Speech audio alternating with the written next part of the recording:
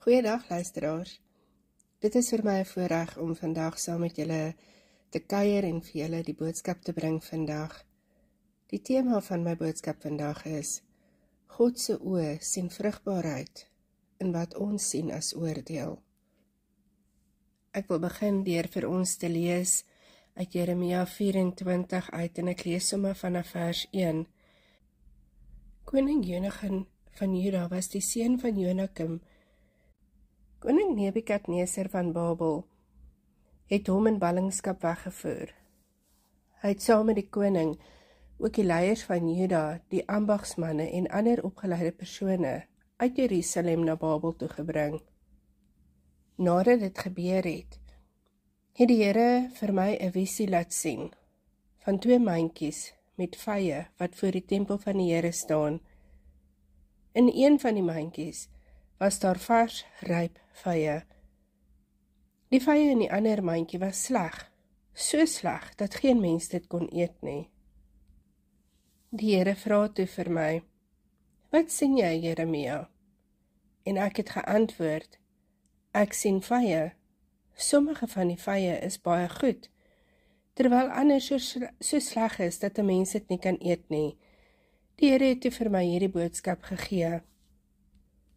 Die Here, die God van Israel sê: "Die goeie vye verteenwoordig die ballinge wat ek uit Juda na die land van die Babiloniërs gestuur het. Ek sal 'n oog oor hulle hou en kyk dat dit met hulle goed gaan. Ek sal hulle weer na hierdie land toe terug laat kom. Ek sal hulle herstel en nie weer afbreek nie. Ek sal hulle nie ontwortel nie, maar hulle plant. Ek sal hulle 'n ingesteldheid gee om my weer as die Here te ag. Hulle sal weer as my eie mense wees en ek sal vir hulle 'n God wees.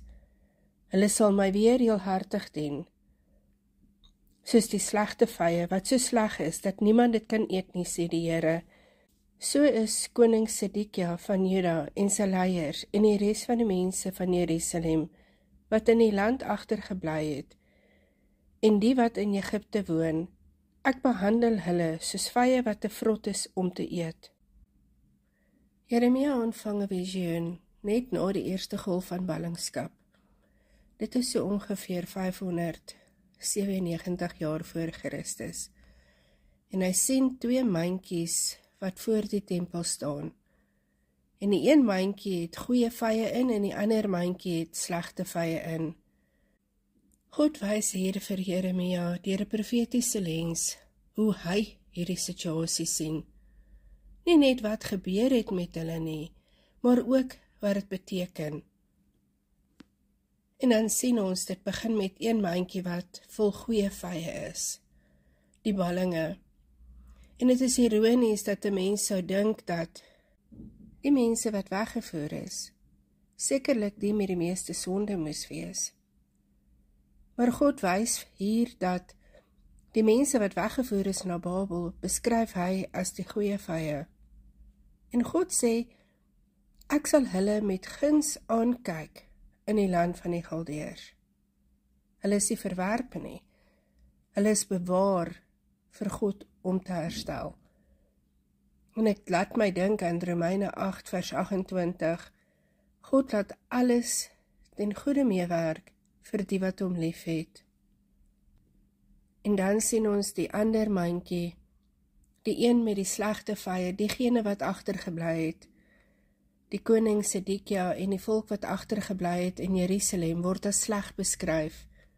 Hulle het die uiterlike van godsdienstigheid, maar hulle harte is verhard. En God sê, ek sal hulle tot 'n verskrikking maak, tot 'n vloek. En ek wil verwys na 2 Timoteus 3 vers 5 wat sê, hulle die uiterlike skyn van godsaligheid, maar die krag daarvan verloon.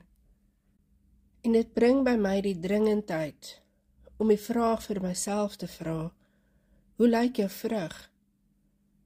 Is jy die mandjie van gehoorsaamheid of van selfregverdiging? Maar ek wil terugkom by die goeie mandjie, God se volk. God se oë sien anders.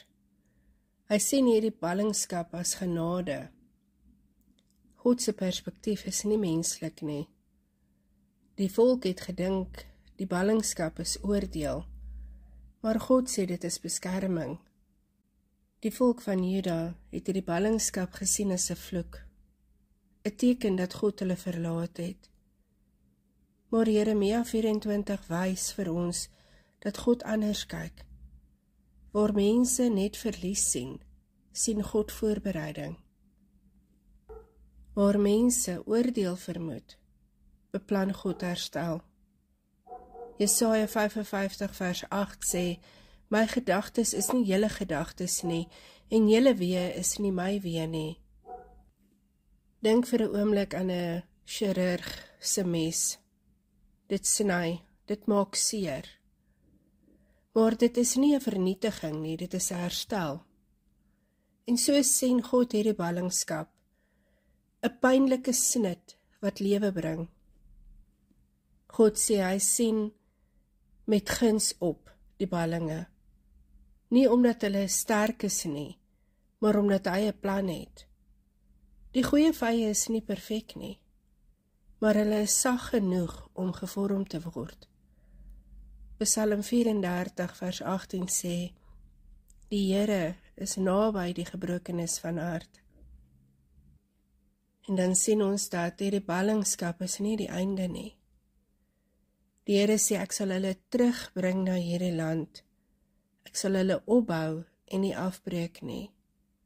God se plan vir die ballinge is nie om hulle te verwerp nie, maar om hulle te bewaar. Hy gebruik Babel as 'n kwekery, 'n plek waar die wortels dieper groei, waar die volk leer om hom te leer ken. Hebreërs 12 vers 11 sê, tugtiging is op die oomblik nie 'n vreugde nie, maar later bring dit 'n vredevolle vrug van geregtigheid. Dink vir 'n oomblik aan 'n wingerd wat gesnoei word. Die takke word afgebreek, die plant lyk kaal, maar die snoei bring meer vrugte. Ballingskap hier is God se snoeiwerk. Johannes 15 vers 2 sê, elke loot wat vrug dra, snoei hy, sodat dit meer vrug kan dra. God beloof, ek sal opbou, nie net fisies nie, maar ook geestelik. Ek sal hulle plant, nie net terugbring nie, maar vestig. Ek sal hulle 'n hart gee om my te ken. Nie net herstel nie, maar vernuwe. Ek vra vandag aan almal, hoe sien jy jou pyn? Is daar dele in jou lewe waar jy weggevoer voel? Voel jy afgesny, ver van God se beloftes af? Jeremia 24 roep ons om te vra, Here, hoe sien U hierdie situasie? En dit laat my dink aan God as die pottebakker. Hy vorm ons in die vuur van ballingskap, nie om ons te breek nie, maar om ons bruikbaar te maak. Romeine 5 vers 3 sê, ons roem ook in die verdrukking, want verdrukking bring volharding. En dit bring my dan by die volgende punt, die verbondshart van God. Hy wil vir sy volk 'n nuwe hart gee. In vers 7 sê dit, ek sal vir hulle 'n nuwe hart gee om my te ken, dat hulle my volk kan wees en ek hulle God kan wees, want hulle sal met hulle hele hart na my terugkeer. En hierdie frase is die hartklop van die Bybel. Ons sien dit van Genesis tot Openbaring. Dis die taal van verbond, van verhouding, van trou. Ons hoor hier hoe God se diep verlange is nie net om sy volk te red nie, maar om hulle harte te wen. En ons sien dit in Eksodus 6 vers 7. Ek sal julle as my volk aanneem, en ek sal vir julle 'n God wees. En dan sien ons dit in Openbaring 21 vers 3. Kyk, die tent van God is by die mense, en hulle sal sy volk wees, en God self sal by hulle wees. Dink vir 'n oomblik aan 'n bruidegom, wat nie net sy bruid wil red van gevaar nie, maar haar hart wil wen vir 'n lewenslange verbintenis. God se doel is nie net om ons uit ballingskap te bring nie, maar hy wil ook 'n verhouding met ons hê. Hy gee vir ons die belofte van 'n nuwe hart. Die probleem van Juda was nie net politieke onstabiliteit nie, dit was 'n hartprobleem. Hulle het God met hulle lippe geëer, maar hulle harte was ver van hom af. God se oplossing is nie net 'n uiterlike hervorming nie, maar 'n innerlike transformasie. Esegiel 36 sê, ek sal vir julle 'n nuwe hart gee. Hebreërs 8 vers 10 sê, ek sal my wette in julle verstand gee en dit op julle harte skrywe. God is nie net 'n pottebaker wat die klei vorm nie. Hy is ook die hartchirurg wat die kliphart uithaal en 'n sagte hart van vlees gee.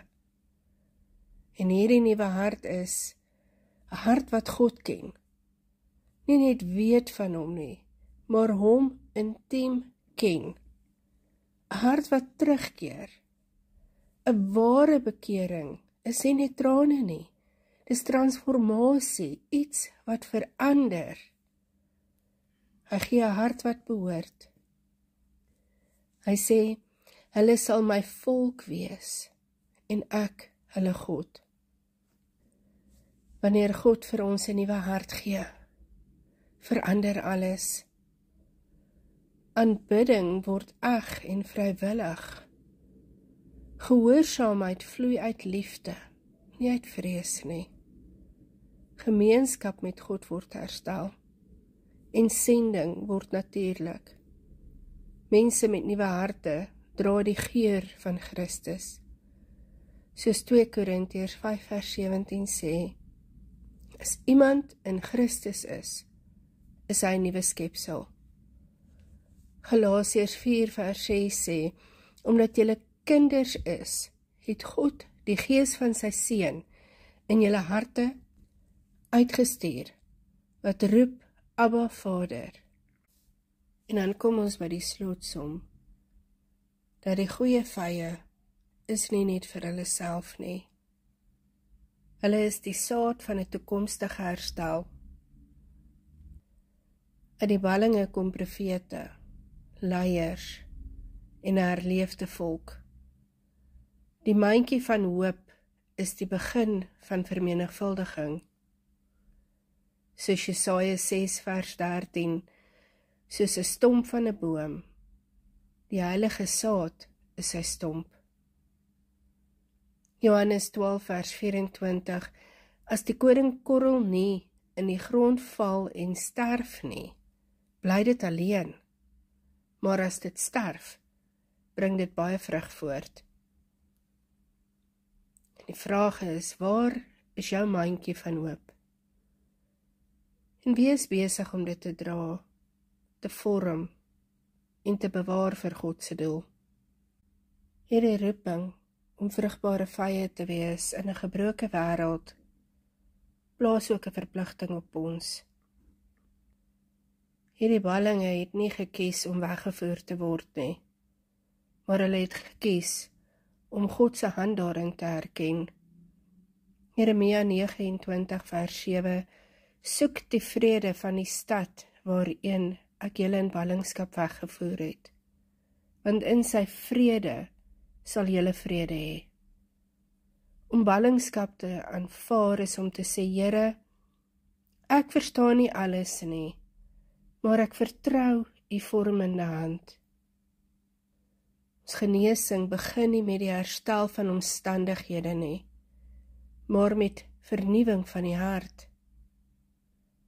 Soos wat Jeremia 24 vers 7 sê, ek het vir julle 'n nuwe hart gegee om my te dien. Die goeie vye word nie net bewaar nie, hulle word verander. Hosea 6 vers 1 tot 2, kom laat ons teruggaan na die Here, hy sal ons genees. Dis soos 'n wond wat eers oopgemaak word, voordat dit kan genees. So werk God in ballingskap. Hy bring die waarheid na vore toe, sodat die hart gesond kan word. Hierdie ballinge was nie net passiewe ontvangers van genade nie. Hulle is die draers van God se herstelplan. Uit hulle uitkom leiers soos Daniël, Esra, Nehemia. Hulle word die saad van 'n nuwe volk. Jou genesing is nie net vir jou nie. Dit is vir jou gemeenskap, vir jou kerk en vir die nasies. Die goeie vye is nie net bewaar nie. Hulle word geplant, opgebou en gestuur. Die mandjie van hoop word 'n mandjie van sending. Die volk met 'n nuwe hart word 'n volk met 'n nuwe roeping. 2 Korintiërs 1 vers 4 sê, hy troos ons in al ons verdrukking, sodat ons die troos wat in verdrukking is. Dink aan 'n brood wat gebreek word om ander te voed. So word ons lewens gebreek en genees, sodat ons ander kan gaan bedien. Om ballingskap te aanvaar, is om jouself op die altaar te plaas. Genesing is die vuur van God se teenwoordigheid. Herstel is die opstanding. En die roeping is om ander te help wat jy gevind het. Romeine 12 vers 1 sê, stel julle liggame as 'n lewende offer. Kom ons bid. Hemelse Vader, U is die God wat sien, selfs in ballingskap, selfs in gebrokenheid. U oë onderskei tussen wat goed is en wat sleg is, en nie volgens menslike standaarde nie, maar volgens U hart. Ek kom vandag na U toe, nie met volmaaktheid nie, maar met oorgawe. Ek aanvaar die seisoen waarin U my geplaas het. Selfs as dit donker is, selfs as dit pynlik is, kies ek om U hand daarin te erken. Ek aanvaar U snoeiing, U vorming, U stilte, U stem. Here, genees my hart. Maak my sag soos goeie vye, ontvanklik vir die Gees, oop vir U waarheid. Verwyder die kliphart en gee my 'n hart wat U ken, wat U liefhet en wat U gehoorsaam. Ek vra nie net vir herstel nie, ek vra vir 'n roeping. Stuur my, Here. Stuur my na die gebrokenes, na die ballinge, na die wat hoop verloor het. Laat my lewe 'n mandjie van hoop wees, 'n plek waar ander U goedheid kan proe. Laat my wonde nie net littekens wees nie, maar getuienisse van genade. Ek is beskikbaar. Ek is gereed. Ek is U kind. In die naam van Jesus Christus. Amen.